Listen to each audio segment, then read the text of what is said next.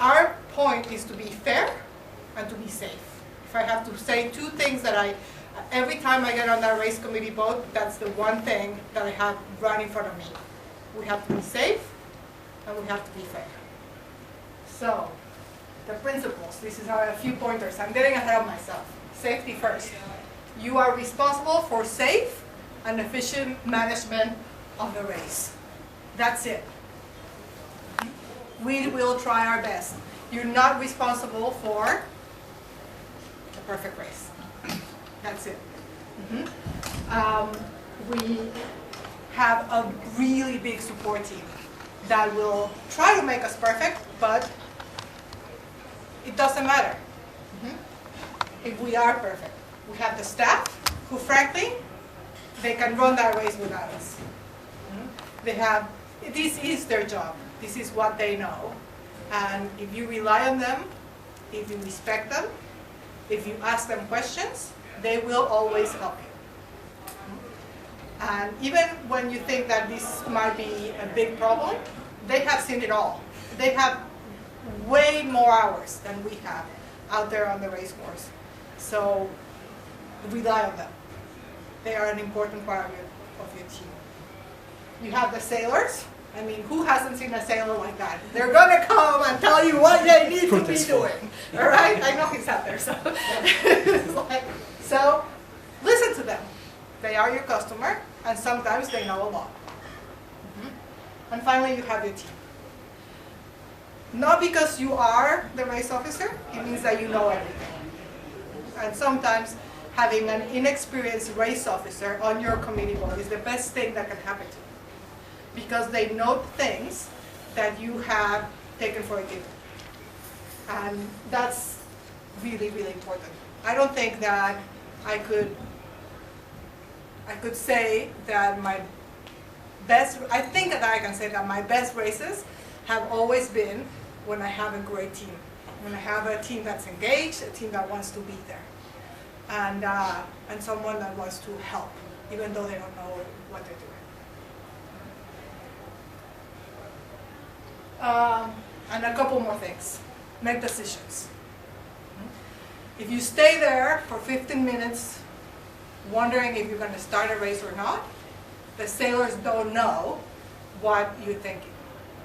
If you use your signals and say, I'm APing these because there's something is wrong. You don't have to tell them what's wrong. You just have to tell them, this is postponed because it can be whatever. There's no wind, you can't figure it out, the markers are not working out.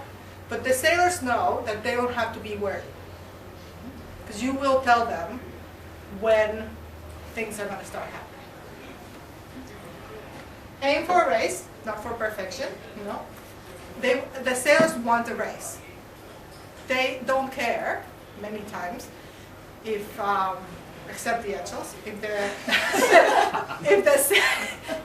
the start line is biased or not, right? Some of them will tell you they don't care, and then they will care, but just do your best. The sailors want to get out there, they want to race, they don't want to race against you, they want to race against their friends. And then finally, trust your instincts. I can tell you that the worst mistakes that I have ever made is when I have stopped listening to what I know I have to do. The boat that comes, start, and you're like, we have 4 knots, I can't start. You gotta start us, and then you go ahead, you start them, and what happens? It's a mess. Trust your instincts. If you know what you're doing, you're a sailor, you're out there, you know what you're doing. So once you know you're going to be a race officer, what do? You see who your team is, or maybe you have someone you know you're a good team, and you work well together. Maybe you have nobody that you know, and then if you're very much into it, then investigate who they are and how much they're going to help you. Their sailing office is always very helpful about that. Read the sailing instructions. I cannot stress these enough. All your answers are in the sailing instructions. And the notices. And the notices. I usually skip the nurseries. Can I just jump in there? For Yes. a minute? Yeah. So, over last summer, the standard yacht club sailing instructions, there are 3. There's for harbour racing, there's for geometric racing, and there's for dinghy racing. They were reviewed by an international race officer, and they have been simplified and made consistent with each other, and removed all the eccentricities which have been added in over years of racing at the yacht club. A lot of things were taken out because they are covered by the racing rules of sailing. So we're trying to make the club sailing instructions match the racing rules of sailing. Only if there is something that has to be different is it in the sailing instructions.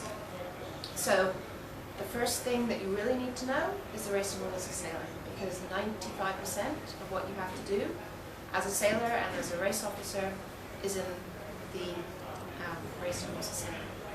And then look at the yacht club standard sailing instructions. Hopefully they'll be a lot easier to use.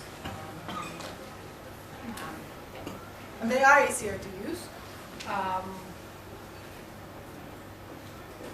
So read them. You'll find the courses in there. You'll find what the march should look like. You'll find what class sails first and what class follows.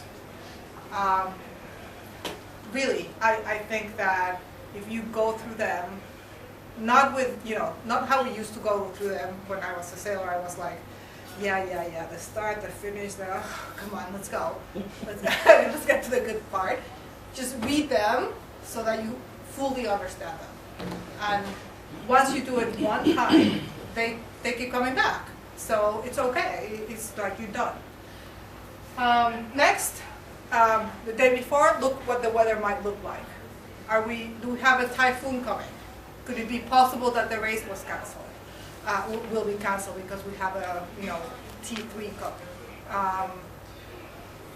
And then keep in mind that everything they say might not happen.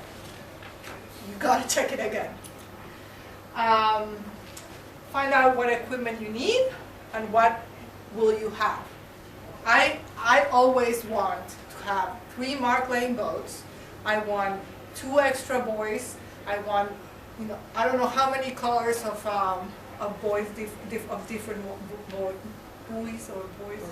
I want a safety officer. I want so many things. What I get is 2 AROs, 2 recorders, and whatever is on Kellet 6. And you have to make do. So make sure that you know what the minimum resources that you need are, so that when you get there, you know that you can run a race. It's very different, your wish list, from what we can get. But what we always get, what we need. I've never been on a boat where I said, oh no, I can't run a race, I don't have enough stuff. And you have to make do. Things are not perfect, but that's why we're here, because we're going to make it happen.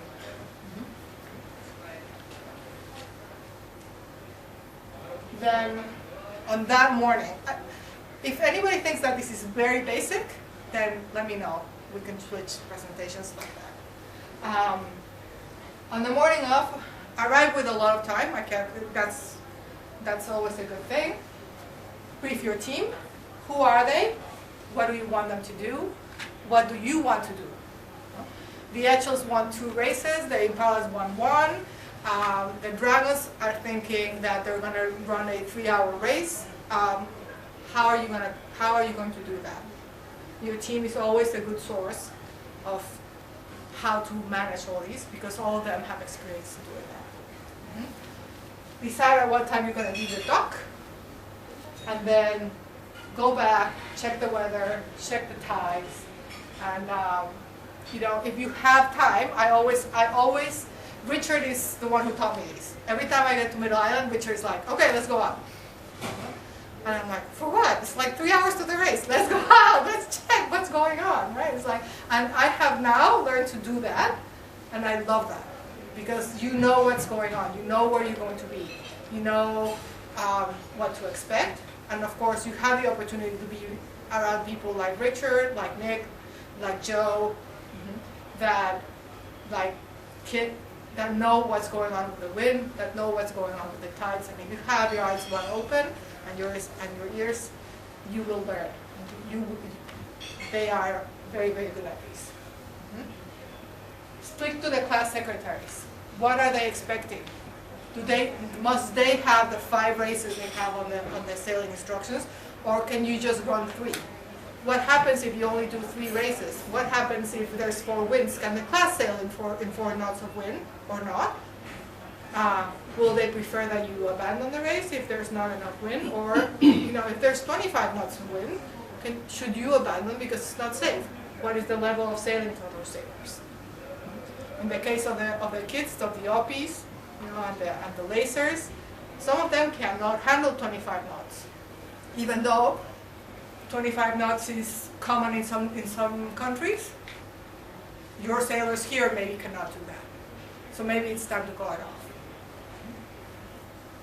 Get the entry list, because that's the only way that you have all the sailors going out and all the sailors coming back. And then get your arrow bag, get on Kellet 6 or whichever boat you have, and go. That's like the hardest decision, no? You're like, should I stay? Should I go? Who's coming? Who's not coming? It's like, just get on the boat and go. It'll be fine. Can I jump in there, please? Okay. With your team, you may have only met those people on the morning of the race. You've already thought before, you know their names, and you've sort of, hopefully Lindsay's filled you in on what they've done before. But when you meet them on the morning of the race, talk to them about what they've done before, and talk to them about what you would like them to do. And check, very important, are they dyslexic? Because if you've got them writing down results and they're dyslexic, it's a mess. Are they prone to seasickness? I was out on Saturday, I had 3 people out of 5 on the boat being sick. It makes it challenging when you're trying to run 4 races and da-da-da. A lot of people, the race officer who was running the whole thing, he had about a little bottle of seasickness pills and just kept handing them out, and the people kept coming. They were fine, but basic things like that. Can they swim? If you're going to be sending them to bow the boat to take wind and it's rolling and they can't swim, issues, right? Just on the entry list, there's only usually an entry list. We're talking here for normal club racing. We're not talking for the big regattas, the big races. We're talking for normal club racing. So there's normally only an entry list if you're racing in the harbour. Entry for racing for geometrics or dinghy racing or out of Shelter Cove, it's held committee boat. That's your entry. I'm here, right, so have someone who's recording cell numbers so you know who starts and hopefully who gets back ashore. That's it. Okay, let's move on. So your dream team. Oh, that doesn't look so good. Okay, this was your dream team. The race management team, right? You got your PRO, that would be me, or Brenda. And we're supposed to know everything. But then you need your spotter or recorder. Your spotter or recorder is that person who's going to be making sure that they see all the boats, that all the boats that are your entry list are at the start line, and who is recording anything that's going on. Your line sighter. You don't necessarily, even though you are the RO, need to be sighting the line. You can ask someone to do that. I do that often because I'm often in a race course where Sofia Marie, my daughter, is sailing, and we're all human. So I put someone and I say, you sight the line, because I don't want to be harsher on her or not. And so you can ask someone to do that. You have the sounder, which in this case is usually a coxswain because we don't deal with cannons. Yeah, right? Missions. And then you have what for me is the most important member of my team, the wind leader. And I have many people get on my boat and either decline to be my wind leader or do a lousy job of being a wind leader because they feel it's not a job that's worth it. Right? It's very boring, I agree. But for a race officer, at least in my case, that is the most important job. The person that I trust the most is usually the one I put on wing meeting, because they will tell me what I have to do on this race. And then you have your mark setters. Hopefully you have a good team, and which you can just give a couple of instructions and they'll get it done. Trust your coxswains. They've been laying marks for a long time, and usually if you don't have like a whole team of mark layers with all of us that have done the mark laying team, the course and all that, the coxswains will be able to, in my case, in Cantonese, which I will not know what they're saying, but I have come to experience that what I ask is what gets done. So they'll get it done. And your committee boat operator, in this case, will be a coxswain. And then you will have your signaler, which is the person who is putting the flags up and down, and your timer, which is the person who's calling the time. We rarely have this huge team around us. A lot of these things have to get done in pairs or something like that. We had this team like a team like this we had for the worlds, but most of the racing that we do in the yacht club can be accomplished with a somewhat sized down team from that. That's really what you want. So once you get on the water, look around. As you go out, there's one thing that happens as you go out. It will be the last minute of quiet you have, and then you have to start looking around. What's going on? What's the wind doing? Is there tide? Is there swells? Where is the best place to lay their race course? Look, you now know your team, you know how they're behaving, assign jobs. Who do you want to be a reporter? Who do you want to be your line sider? Who is going to be your wind reader? Make sure all your watches are synchronized. Because it's really funny when you say we're starting at 12 and someone says, oh my God, we should have started, and then you go like, oh no. It's like, okay. And look for your spot, and I'll talk about how to pick a race course, like a race area later, but look for it. And then once you pick it, anchor the committee boat. Don't forget, I have. It's there because if anything there is very obvious, it's because I forgot it, okay? And then check your flags. Are they all there? All the class flags that you need. You have an AP. You have your, P flag. All your flags out there. And then you're there and you look for wind. What is it doing? Next.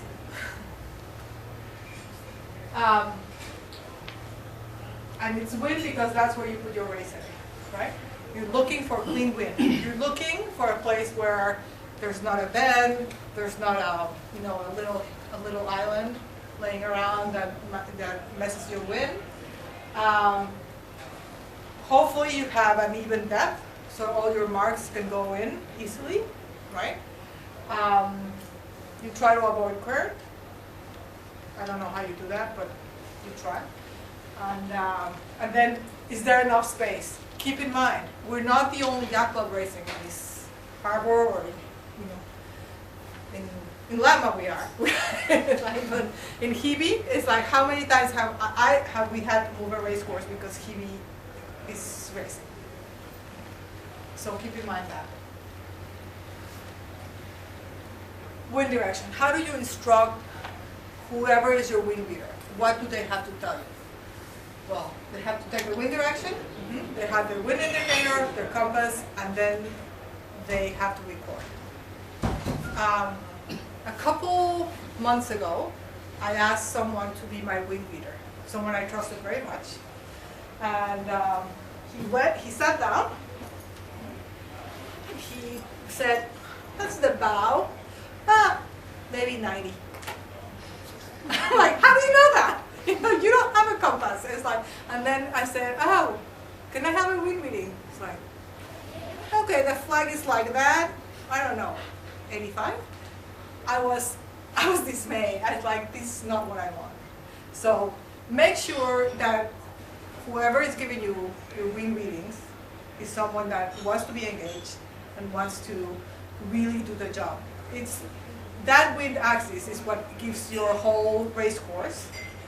It's the sense of being. And the only place that I would think it's not as important is out here in the harbor because the marks are set, but you still need it for your start line. So I stress again. You record every 2 minutes, you find the average, and that person's going to keep doing it the whole day. Can I just jump in? They should go up to the bow of the boat to take the wind reading. There's no point standing behind the cabin. You're on top, you know, because the wind gets affected by the boat, so they need to go up to the bow. And the club has these lovely wind recording sheets, which are in the RO bag, so you don't have to create, and it's literally a graph and it shows the plot, and you can just see the average wind. Did you want to mention making sure the boat's settled? You're at anchor. That's a good thing. On your way out to the course, you want to stop and take wind readings. Obviously, the boat needs to be as stationary as possible. There's no point taking a reading while the coxswain's steaming at 10 knots to the racing. Check that the person doing the wind reading really knows how to use the compass, that the anemometer is set on knots. If you want it on knots, it's not on meters per second. You want it on knots, that we usually work on knots. Basic things. Never assume that the people know how to use the equipment. And don't be afraid that you're going to be insulting them, but you know, do you know how to use this? And just do center of their shoulder for the first couple of readings, and okay. And they will hopefully be willing and open to learning. And if you don't know how to use the equipment, ask. You know, it's not self-evident. I think we spoke about these, right? And basically, as a race officer, what you're assessing is, you know, your highs and your lows. And because when you have a day of extremes, and I've been out there where we've had 37 gusts, right, Nick? You know, like, and then you're like, whew, like that. It's like I was on 4. What do you do with that? You know, it's like, so make sure that you know it's manageable, that the sailors can manage it. And then select a suitable course. Look at the sailor instructions. They will give you what courses you can do. And then based on your wind strength and based on how long the race has to be, select something suitable. This is, I think, the most technical part of the whole race management thing. It's like, so if I send them in a windward lord, is that going to be 30 minutes or is that going to be an hour? Well, it depends on how long it is, right? And I think it's not for this session. I think that if you're doing a dinghy course where you have to make those kind of decisions, or a big or a race where the marks are not set, then look for help. Those are not decisions that can be made fairly easy, but the rule of thumb for me is if you're doing a dinghy course, it's probably going to be about 0.6 nautical miles to the windward mark from the race community boat.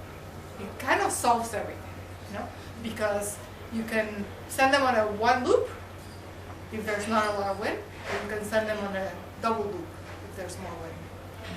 So, but that's a rule of thumb that's mine.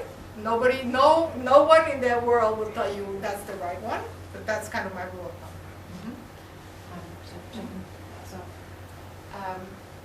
We're trying to get together sort of class-specific information that this is a set of draft guidelines which are going to be available when they're finished, and they are a lot closer to being finished than they were a week ago. But in there, we've actually asked, we know what the flying 15s do, because we spent 2 weeks watching things go up and down various lengths of course, various lengths of speeds. We know certain classes, there's a lot of information, so class-specific performance. We've asked all the other boats, haven't we, all the other fleet, the class captains, you know, in 5 knots, how long does it take you to do a mile? In 10 knots, how long does it take you to do a mile upwind? And we're trying to pull that information to a very simple table so that you know that if your top mark is a mile away and it's 10 knots of wind, then it's going to take them 12 minutes to get up and 6 minutes to go down, so that's 18 minutes for one loop. And if they want to do a 40-minute race, then you're looking at doing 2 loops, 3 loops, to give you a bit of guidance for the first race. Obviously, during the race, you'll know how long it's actually taking them based on the conditions. And then you adjust for race 2. Yeah. So if it was too short, you make the leg a bit longer, etc. But we're trying to get, so it's not just guesswork, we're trying to get that information from all the club classes in publicly available. And it's okay not to get it right. You know, I think I don't know, like a month ago, I had the F-18s doing their class championship, right? And I've never ever raced an F-18. I've never ever been a race officer for an F-18, so I had no idea. And they wanted 30-minute courses. But I thought, oh, they're quite quick, so I want to send them in 2 loops. Right? An hour and 30 minutes later, you know, it's like, I'm like, yeah, that was a little bit long. But, you know, they were good. They were good sports. And then after that, bam, bam, bam. Every single race was 30 minutes, right? So it's okay. You know, it's like they were laughing about it and they were okay with it. And then one thing that always helps is if you have a mark boat on the windward mark, ask them for information. Many times when the wind reading and what you're getting on the committee boat, especially if you have a long course, is different at the windward mark.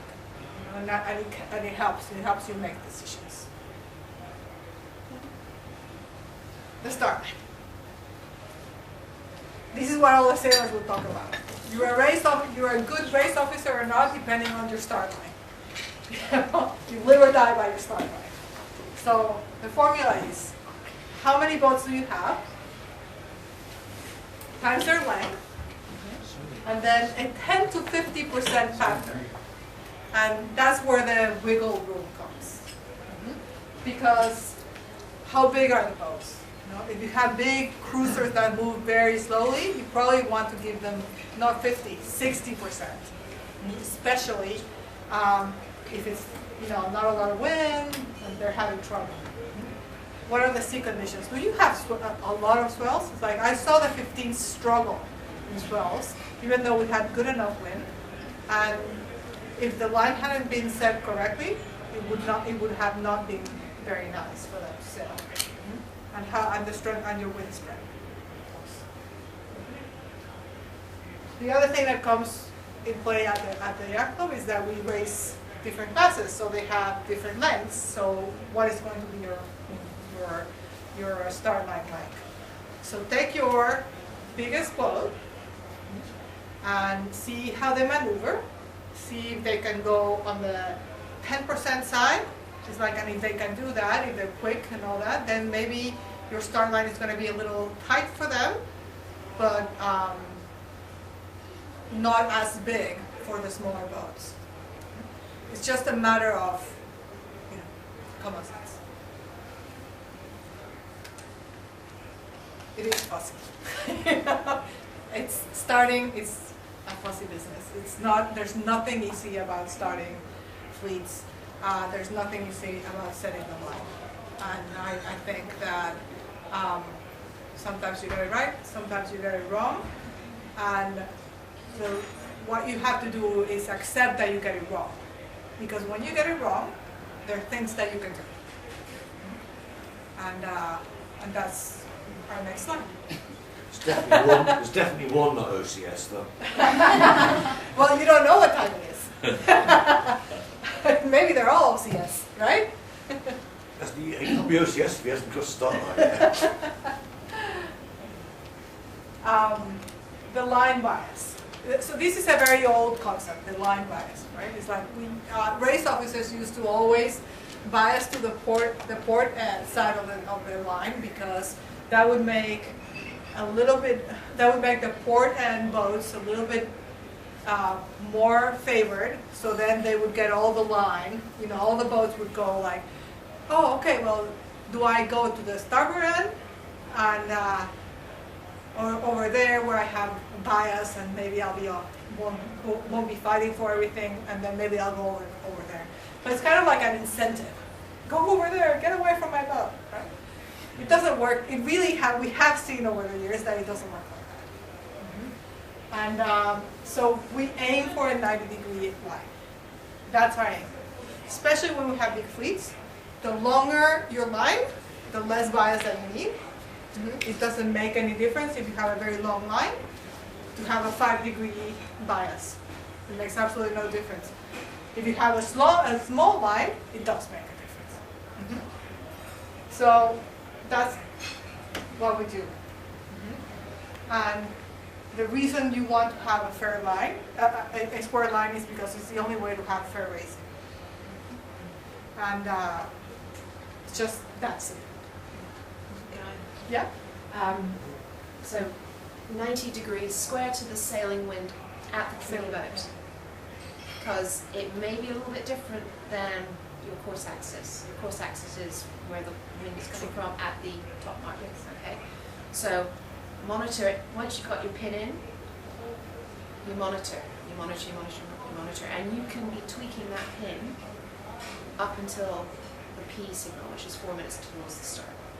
Obviously, you need to have fairly experienced people there. If you say at 5 minutes to the start, oh, shifted a bit. But generally, you can, in the rules, the starting line has to be in 4 minutes before, which is the P signal. In club racing, don't leave it to 4 or 5 minutes. At 10 minutes, you can still be playing with it. If you've got someone like Nick out there in a rip, 5 minutes. Yeah, 5 minutes. Bring it down a bit. You don't forget, it's not just playing with the pin buoy, right? The other end of the line is the committee boat. You can let a bit of anchor chain out. You can pull it up a bit if the winch is working. Check with coxswains. It's if you can let out a little bit of committee boat line because your committee boat is looking a bit biased, then that just drops you back. Really easy to do, right?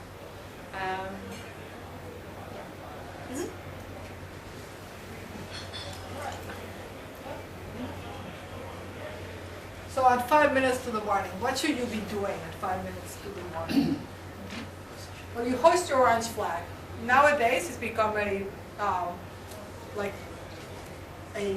practice, a well-regarded practice, that the orange flag comes up 5 minutes before the warning signal because you alert the sailors that you're ready. So you hoist your flag, your orange flag, and check the wind. Did I get this wrong? Is that 10 minutes? I always get so mixed up. No, it's for the warning. No, 5 minutes to warning is fine. You check the wind again and again. You make sure that everybody is in their place. Your team, whether you have 3 people or 10, everyone has to be in place. You check your side line. And boys don't move up. If you see that your line that is going up, it means you are drifting, not the boy. Okay? I have called and said, oh my God, that boy is drifting. No, I'm the one who was drifting, right? So always take that into consideration. Radio the mark boats. If you have mark boats that they don't know what's going on. They're not on your committee boat. They don't know that you're thinking that you're now going to start. And if you want to keep them in the loop of what's going on, make sure you keep communicating with them. You must display the course. And that's 5 minutes to warning is not the last time that the time limit to display the course. But it's a good practice to do it then, because otherwise you'll forget. And then make sure your AP flag is free. Because your AP flag is your lifeline to anything. Brenda, anything else?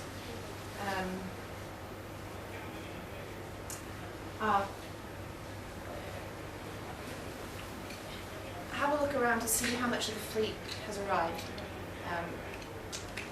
Obviously, if they're entering on the water, you know, you don't have an interest to tick them off by, but you would have spoken to the class secretary and said, oh, we're going to have 10 boats out today, or 20 boats, or whatever it is. If you've only got 2 boats, and it's 5 minutes before the warning signal, why aren't they here? The aim is to start racing on time, but you have the discretion to delay if it's fair to everyone, and there's a good reason, and it's fair to everyone. You could delay, but you don't want to get into the habit of delaying just because someone couldn't be bothered to leave the dock in time, because then that just makes the cup racing all very late, and you might not be able to get all the races in. So you're aiming to start on time, but if there's a jolly good reason, and it's a reason that's fair to everyone, you could delay. Okay.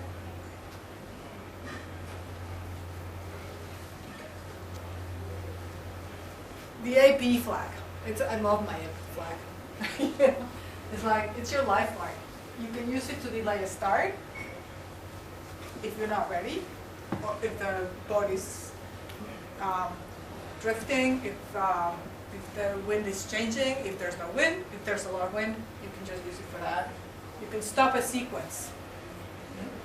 Maybe you didn't, you messed up. You didn't put the P flag up at the right time. You can just stop it, that's it. Or you have a wind change, and it's 3 minutes to the start, and it's not going to be fair. You get your AP flag and you raise it. You make a mistake, you want to change the course, anything. You can use your AP flag for whatever. What I usually tell my sailors is, if the AP flag goes up, it's my responsibility. Something is wrong on the boat, something's wrong on the course, the wind changed, it has nothing to do with you guys. If I do a general recall, you guys are misbehaving, right? But don't worry if the AP goes up. That's generally something that has nothing to do with you guys. And don't be afraid to use it. It's the easiest thing. Pull the AP up, whoo, up it goes. Breathe, start over. So the AP can be used at any time up to the start. The start. So 2 seconds before the start, AP. Once you've started, you can't use the AP. Yes, Right. that's a good But one. any moment up to the class flag dropping, you can AP. Is there a sound that goes with it? Yes. There is, and I don't think I put it in here. Yeah, it's 2. It's 2. Two. Yeah, it goes up Yeah. with 2. Yeah. So the starting sequence. 5 Actually, minutes. something on the AP. Yes. If you've AP'd with 2 signals, when you're ready to restart, you drop the AP with 1 signal, and then the next warning signal will be in 1 minute time. Yeah. So You you always have to wait 1 minute. So now, 5 minutes before the start, you display the class flag. 1 sound. 1 minute later, at 4 minutes before the start, you raise the P flag. 1 sound. 3 minutes later, at 1 minute before the start, you put the P flag down. It's 1 long sound. And then the start, the class flag comes down with 1 sound. And then here's the tricky part. If you can identify the boats that were over the line, then you raise the X flag. That's an individual recall, but this is the only flag in which you're required to make a sound 4 seconds after the start. You must make it. If a sailor doesn't hear that sound at 4 seconds after the start, he can redress you. So it's the only flag that must have a sound. You can raise the P flag and miss the sound, and the sequence can keep going. But this not with the X flag. Now, if you don't think that you have all the boats, if you have any reason to doubt that there's a couple boats that might be over the line early and you didn't see that, couldn't get their numbers, then call it general recall. And just get everybody back, start all over again. And the general recall is 4 seconds as well, or? No, the general recall, you have more time. You can decide. You can actually brief, say, did we get everything, everybody? I think that in the case of the individual recall, the race officer, who is actually the person that makes the decision to put the individual recall, can say, I got them all. It's like usually 3-4 votes. You have all their numbers. You've been calling their numbers, so you know that you have them all. Then you decide. If you, in my case, for example, if I have any doubt that I got all of them, I'll just call for the general recall. One very important piece of kit that we have is a voice recorder. Yeah. So I brought my bag, and anyone's very welcome to look through the treasures in there. But a voice recorder, just a little digital thing that you hang around your neck. And I start mine, I maybe say it 5 minutes before the warning signal. I say what the day is, where I am, who's racing, what the course is like, what the wind is like. I set the scene, because at the end of the day, you have forgotten. And I do this before every race. I say roughly how many people I've got boats from the start, and then I'll pause it. And then I'll restart it again about 15 seconds before the P comes down. And then you're standing sighting the line. And the start line is between the pole, which has the orange flag on the committee boat, and the mark. And it's the upwind side of the mark, right? You look at these marks, you actually, okay, there's a bit of discretion. So whatever you do, you stand and you're in a fixed position so that you've got a good line, and you're not thinking, oh, is it that side of the pole or that? No, you make your decision where your line is. And you're talking, as in the minute before the start, you're saying, right, boats are evenly spread along the line, or they're all bunched at the committee boat, or they're all down at the pin end, and sail number whatever is the closest to the line, but they're not over, or they've just gone over, now they've gone back. So you're painting a picture with words that you can go back and replay it. And as you say, oh, if the boats are going to be obviously over, you start calling their cell numbers even before the start, right? You can always say, oh, they did go back, or they haven't gone back, but you're making that verbal record. Ideally, you've got someone sitting behind who's writing all this stuff down too. And do we have those wonderful last-minute sheets in the race officer bag? Yeah, We do. we We also have the voice recorder each bag. Okay. So there should be in the race bag, it shows the start line and the time sequence ticking down, and your recorder is writing down, as you're saying, calling things, so that you've got both a written record and a taped record. So if you've got, even if the person writing down hasn't got all the cell numbers down, if you're confident you've got each one of those on your voice recorder, then it's an individual recall. And it has to be as soon as possible, and no later than. so within 4 seconds. If any later than that, it's too late. The sailors, they might be gone, they didn't hear, they didn't see, and they're going to get redressed. Okay? Yep. And then, if you started them, and then you realize that they, at second 58, there was a huge wind shift, and everybody had a hard time starting. But you started the race, then you cannot pull the AP up, but you can abandon the race. And it has the same effect as the AP. Everybody comes back. That's it.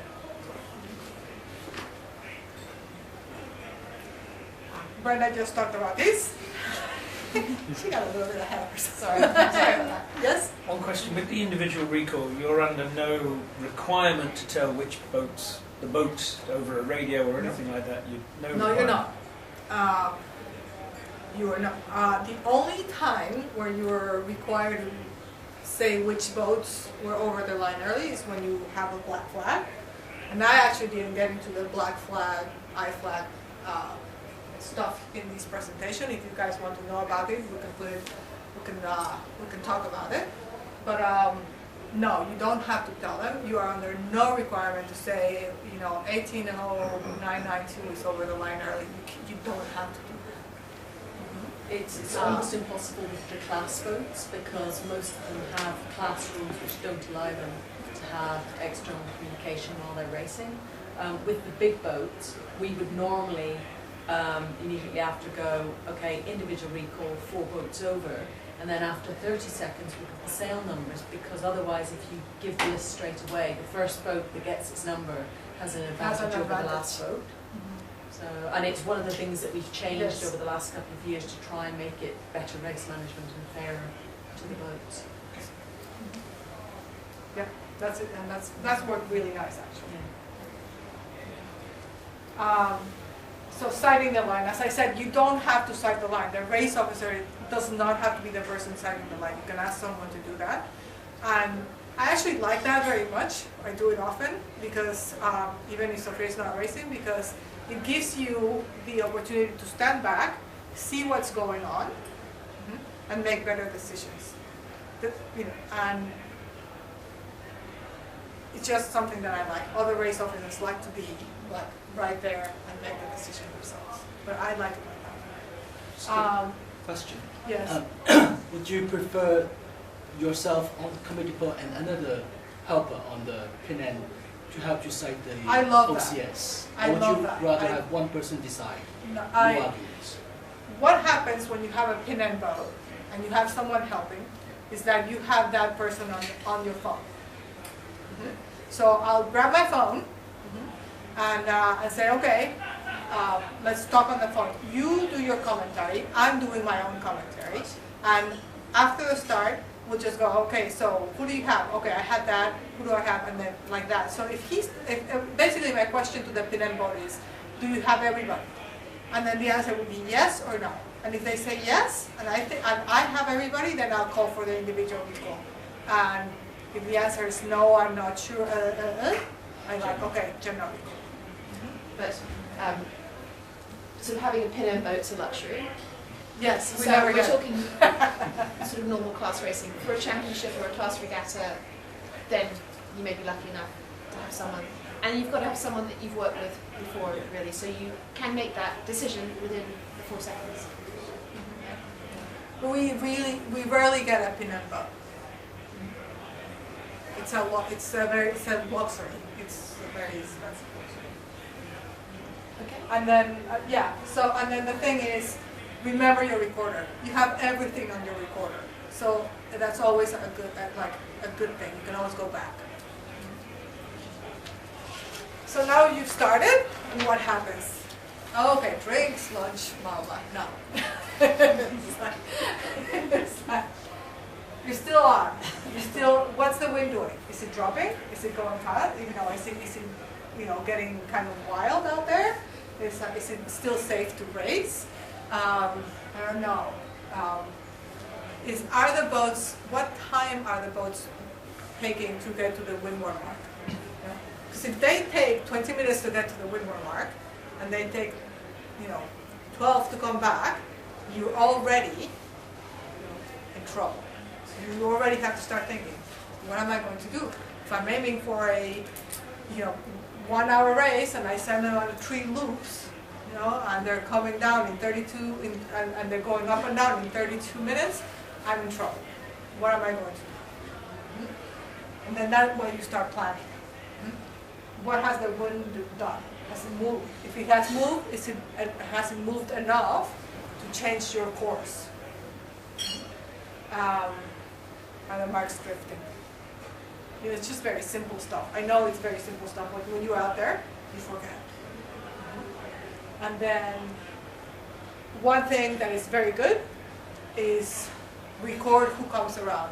Maybe you don't have a boat in the windward mark. If you do, ask that boat to record who's going around. Because many times that will help you solve if there's a problem. Did they cross? Did they come through the gate? Or did they not come through the gate? Have we lost a boat? Did they go around twice or not? It's like that will help you. And at the very least, you will have the lure mark close to you or the gate close to you, record that.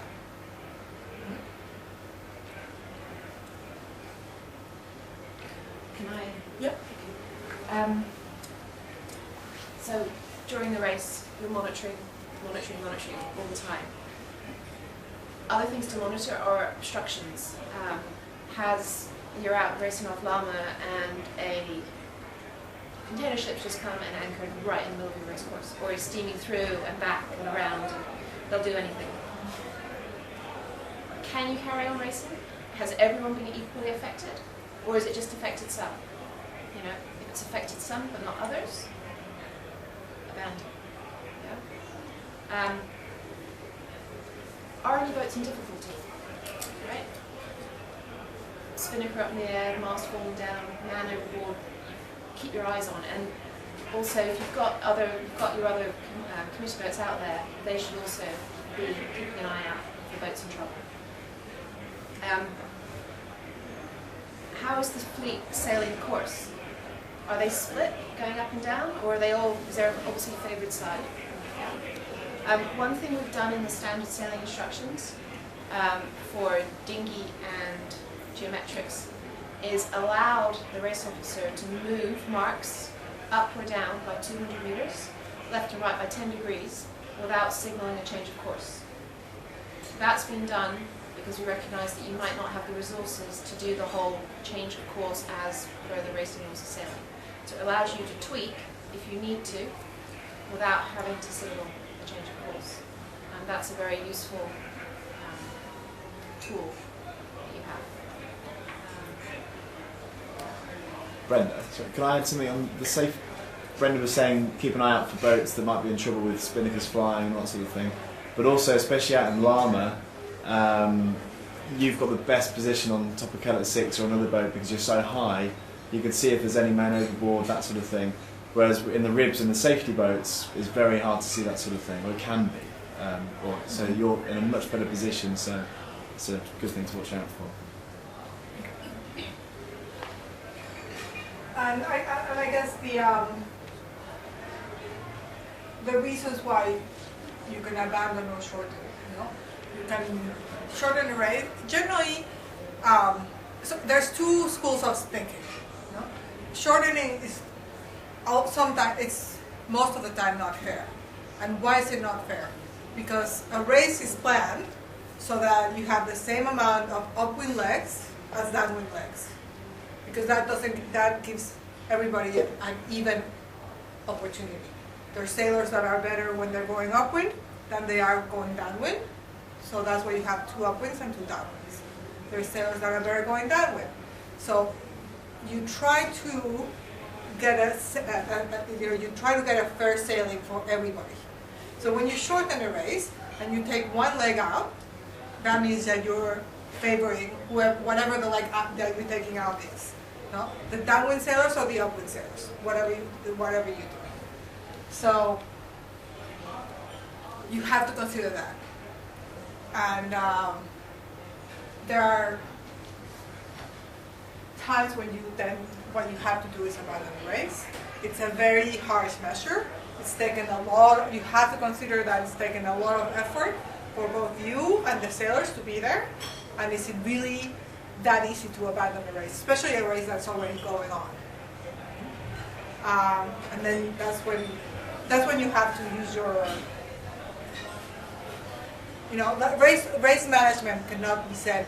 You do this, then you do that. If this, that. If this, that. You have to be able to think by yourself and make decisions by yourself. But a mark missing or out of place might be a reason to abandon a race. It's easier to get said Nick and say put your rib there, but it's like, and then shortening. It always happens. Most of the time happens when you want to get another race in, and it's going to be too long, and you need another race. And then you say, okay, it's okay. It doesn't matter. We'll do it. Okay. The abandon flags. The end flag with 3 sound signals, right? Can only be used after you start. You cannot abandon a race that you have not started.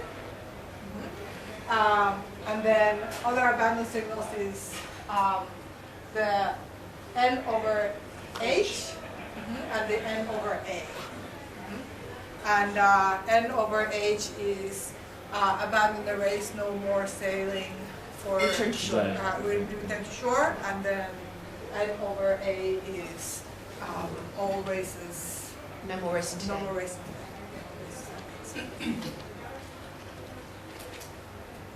And then shorten. The S flag goes up with 2 sound signals.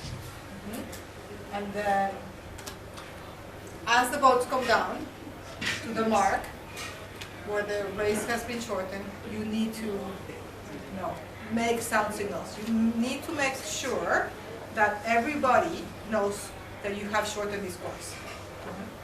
And because it's the only way that it's going to be fair for everybody. If someone runs the windward mark and decides that they're going to take like a, I don't know, they call them flyers here? Going all the way on the opposite side because the finish line is over on this side, so they're going to go that way, and then you shorten it over here, that's not fair. So they have to be aware. And don't shorten, if a boat has already rounded the mark right before you're shortening it, then you cannot do it. Once the boat has rounded the mark before when you're shortening the course and you haven't started signaling that, you cannot shorten that course. They need to sail the whole leg, and then you can shorten in the next mark. There's 2 places where you can shorten, at a round mark or at a gate. And the position of where you put the boat to shorten has created many, many problems for race officers, including myself.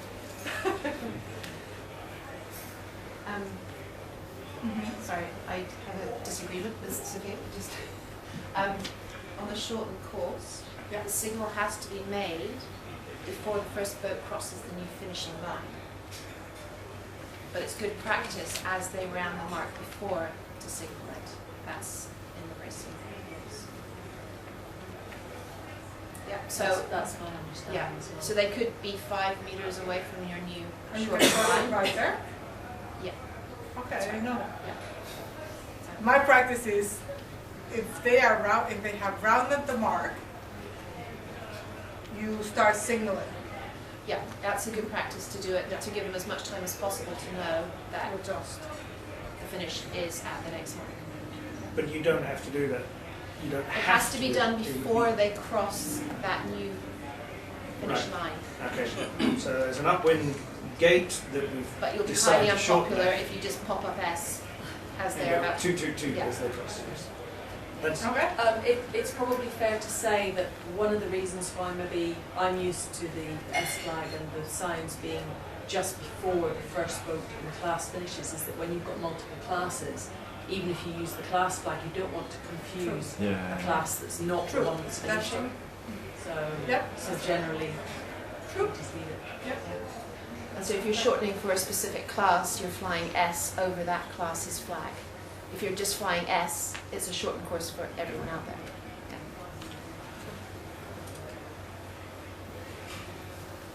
Okay.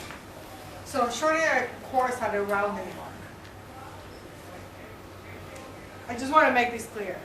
It doesn't matter when you put the race committee boat. There are certain practices that are better, and there are certain practices that are not as good. But as long as you put the committee boat or the finished boat at 90 degrees from the leg up, and how do I explain this? At 90 degrees from where they're coming, then you can put it to starboard or to port, and that's a new finish line. There's nothing in the rules that say you must be in either way, in either side. Good practice is to put the committee boat or the signal boat on the port end of the line, depending on where you're looking at. You're looking at windward. It's a starboard, yes, on the starboard side, yes. Sorry, I'm looking at it as a committee, but I'm like, okay, they're coming from there, go over there. But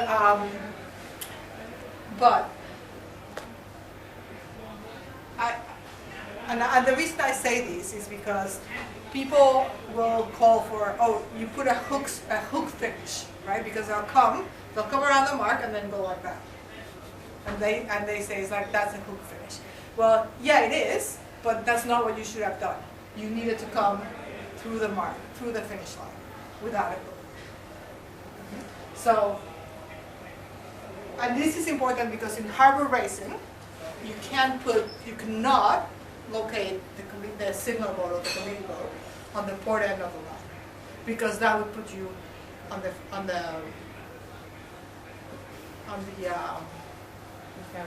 fairway. Yes. Now, I have a question. Is that because when you set your finish line, you're actually superseding the bit in their sailing instructions that has them following their course, Yes. so it's no longer part of their So course? that buoy. So this is.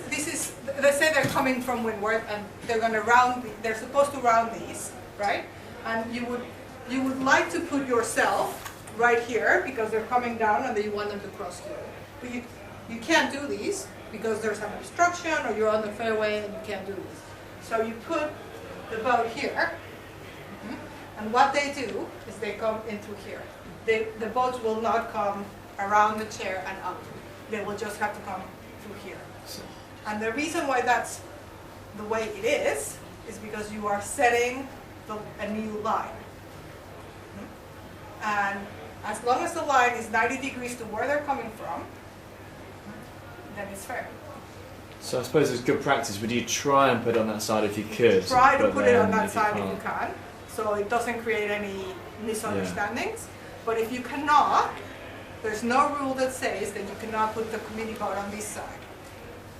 Now, don't do what I did, which is put yourself here. That's not going to work. Then they don't know where, it's like, okay, so please wear that way, okay? It's like, don't do that. Just make it very, very clear where you have to be. And then realize that if you have to put yourself on the other side, that's the new finish line, and it's okay. Would you, if you had to put it, as you said, because of the fairway, would you consider dragging the buoy out a bit within the tolerance of moving a mark to then squeeze in the finish line? Well, or is that, too that much mark work? is set. Oh, sorry, in the harbour it is. In Yeah. the harbour you Sorry, can't move dinghy it, sailor. yeah. Dinghy sailor. I know. Okay. I thought so. I'm used to just dragging it. It's fine. Excellent. Okay. And then at a gate, this is the way it looks. And same thing, you try to put the signal boat on that side. However, if you cannot, you can always put it on the other side. There's no rule that says you cannot do that. What you're trying to do is to make it clear to the sailors. So the more normal it is, the more it is that the way they're used to it, the better. But the rules do say that, I mean, you can change it. And at a gate, you don't want them trying to go between the committee boat and the gate. Oh, that's a good right? one, The yes. finish is between the two gate marks, so you want your signal boat as close as possible to the... Yeah, whichever side you decide you're going, hug the boy. You know? So they know they can't go through there. Would you anchor that boat touching one of the marks? Yes, I would. Presuming it won't drag for Yeah, too far away, absolutely. Yeah. to minimize the chance. Yeah. So now you threw everything, it's the finish. You know, it's supposed to be the easy part. No. So on an upwind finish line, the line must be set at 90 degrees from the wind direction. And all other legs of the course, the finishing line must be set at 90 degrees to the last leg of the course. So if it's a reaching mark, you will be at 90 degrees to where they're coming from the reach. And then the finishing line, okay, here, I have to say, we might have a disagreement. Finishing line, a lot of people say it's 100 meters. No. I like 50 to 60 because it's smaller and it's easier to see who's finishing where. So you don't make mistakes. And then the orange flag is the starboard end of the finish line, and the orange mark is the port end of the finish line. And that's how it's defined in the sailing instructions here at the yacht club. You will see other sailing instructions in other places where they call for a blue flag. So it's the orange flag on your committee boat. That is the starboard end of the line. Yeah. And this is why you read the sailing instructions, because the blue flag in a committee boat indicates that the boat is on station, but it doesn't indicate that that's the line. So that's why it's very important. The orange flag is the line.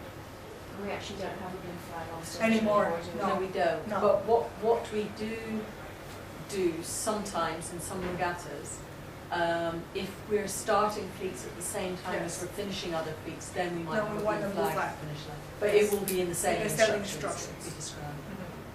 You don't typically put, because I was just on a Hebe committee boat this Yeah. weekend, and they put up a blue The flag. blue flag. The blue flag used to be Standard. the standard.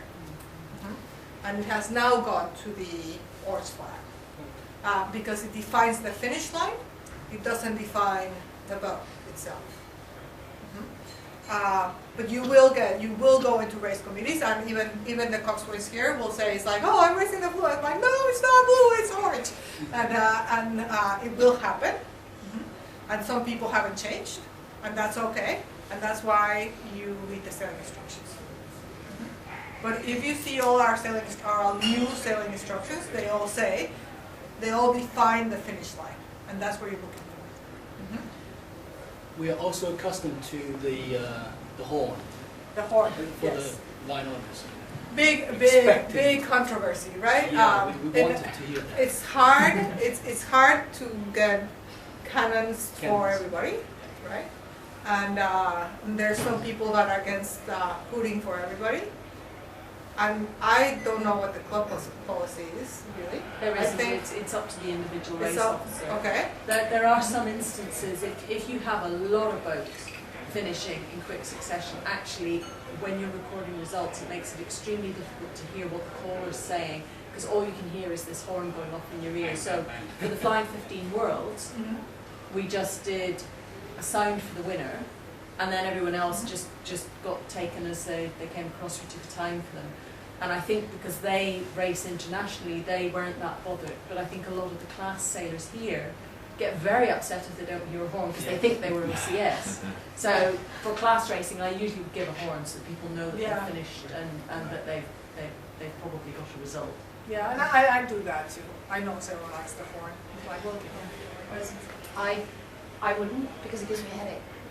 So I would do the first of each class, and then not the rest. And you know, Lizzie mentioned about, oh, they think they're OCS, whatever. You take the time of everyone who crosses the finish line. No matter whether they're OCS, sailed the wrong course, you're going to protest them, blah, blah, blah. You just take everyone's time if it's mixed fleet, or just the sail number. and I like to Even hoot if it's people one because design. I'm dyslexic, so I never call the numbers coming in. You know? So somebody has to call the numbers for me, and if somebody's calling the numbers, then I don't get a job, so I like to get it. If you've got the personnel on board and you have the facility to take a finish time, even if it's for a one design fleet, take a finish time, because if there's a request for redress because of something that's happened, someone's helped someone out because they had a man overboard or something like that, it's really helpful for the protest committee if they can go, okay, well, that happened there and you finished there, so we'll give you 10 minutes for what you did, and that will bring you up to there, and it does help. So if you have the ability to do it, it's a good idea to have the finish times, but it's not essential for the one design fleet. Sail numbers are most important.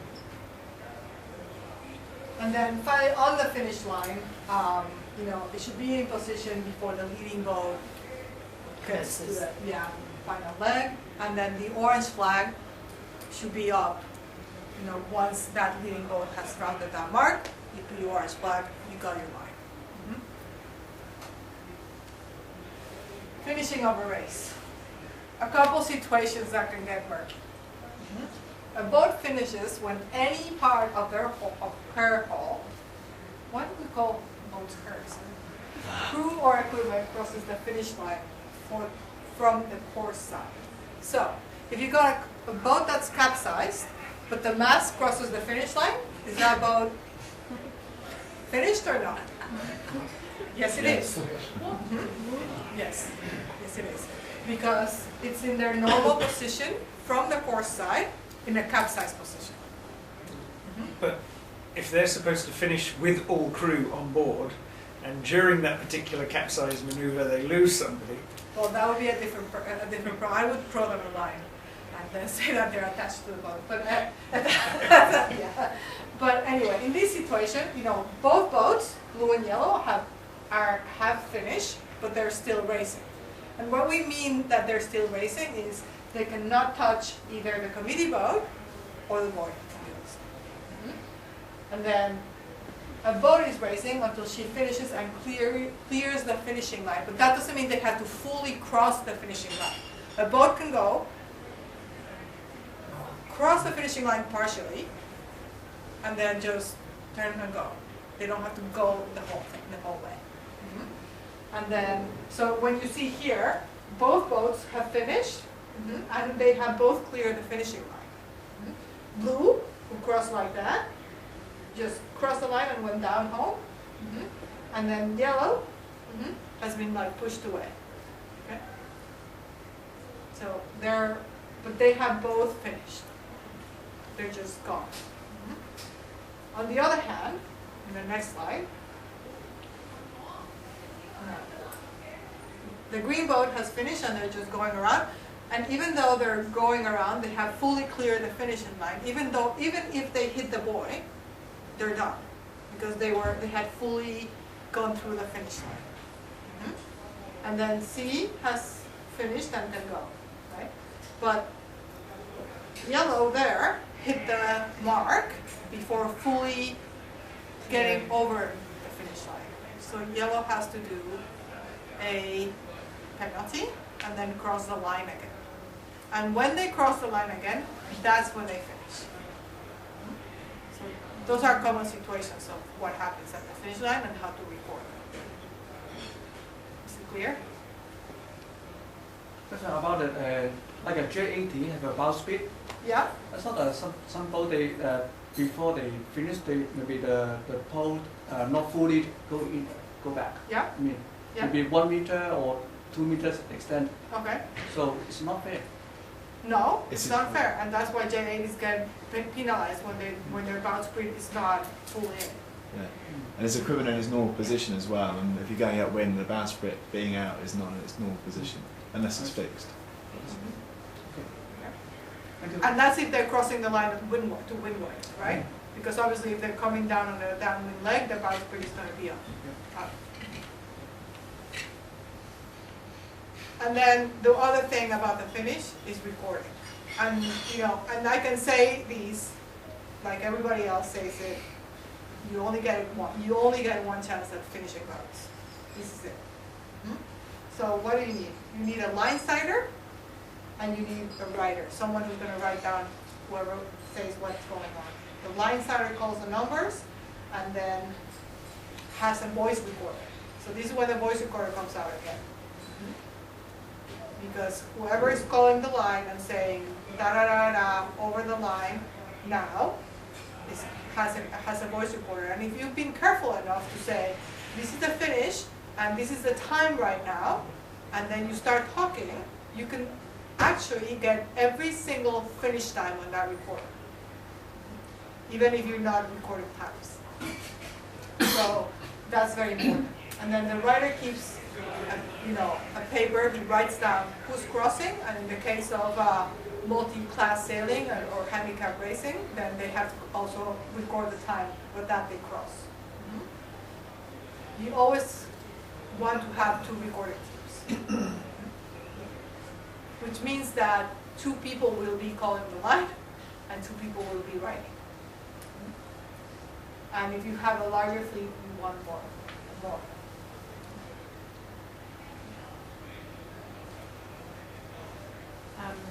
Can I just? Yep. So, if you've missed something, when you've got the time, you review your tape. But the original piece of paper they write the results down on, that's what goes into the selling office. You don't then say, oh, it's a real mess, I need to copy it out, because in copying it out, you're going to make mistakes. If you have to change anything, ideally use a different color, pen, pencil, whatever.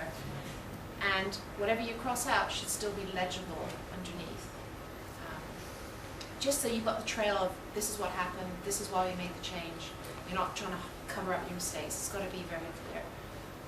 And again, don't get your result people to present a beautiful, polished copy. You want the one piece of paper that's the result. Yeah. You might need to do a handwriting test beforehand as well.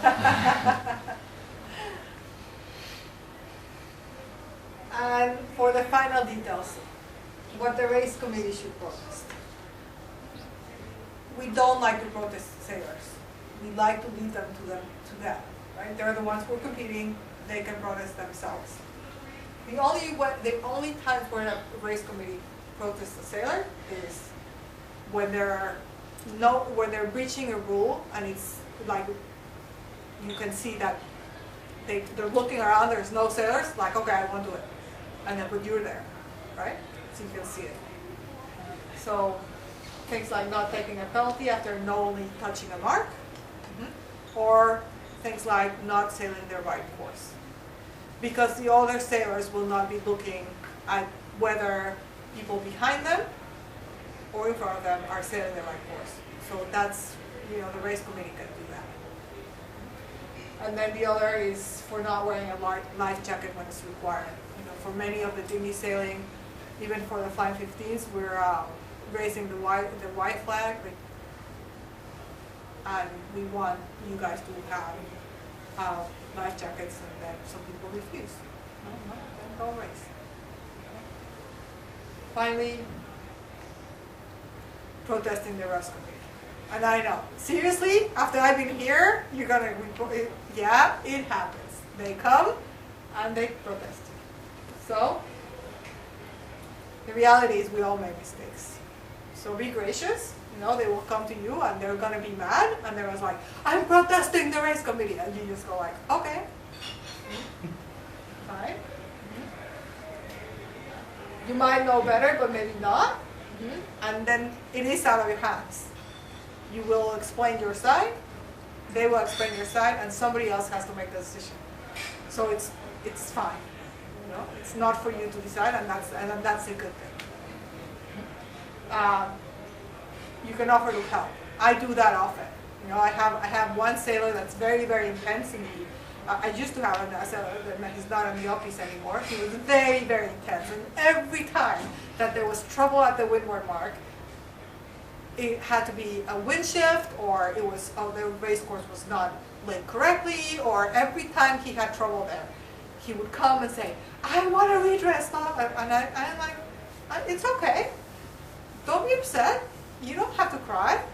It's like, if you think there was something unfair, we can just get it all. It's like, it's not my business to make something unfair. So you want me to file the redress from you. I will do it.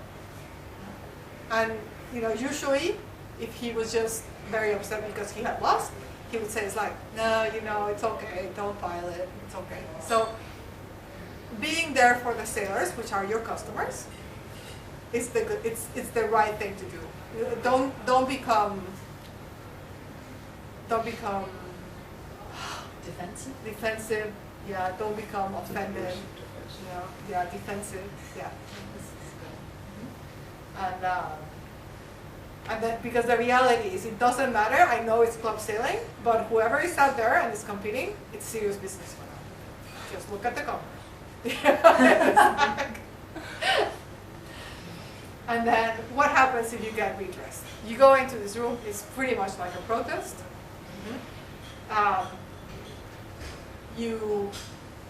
Things that you could be getting redressed for is like not, I both things they were not OCS, They both things that you can display the course correctly.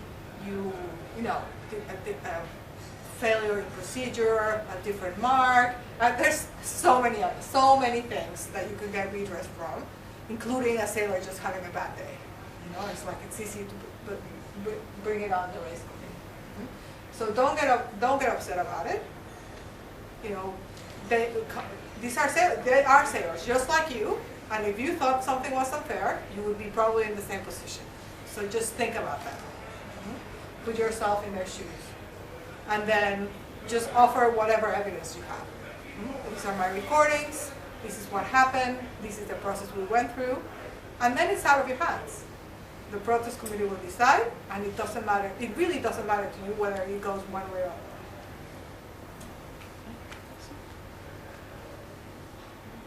And finally, what happened that day? We evaluate.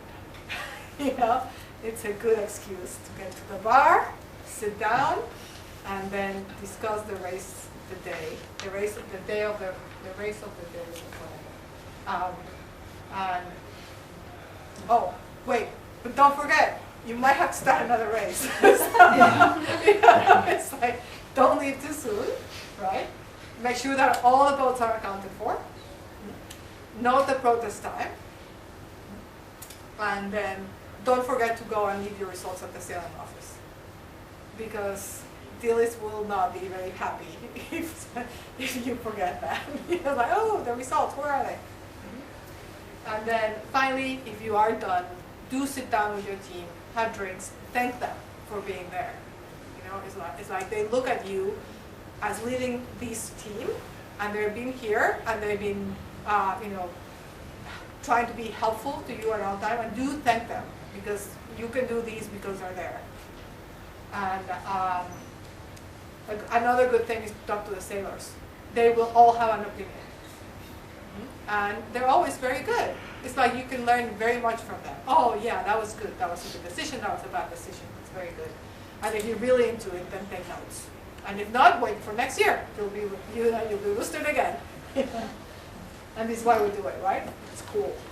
So that's it. We will take any questions now, if it's not too late. Sorry, went a little long.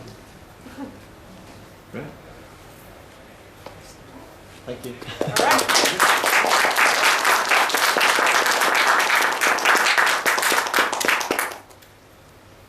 So, have any questions?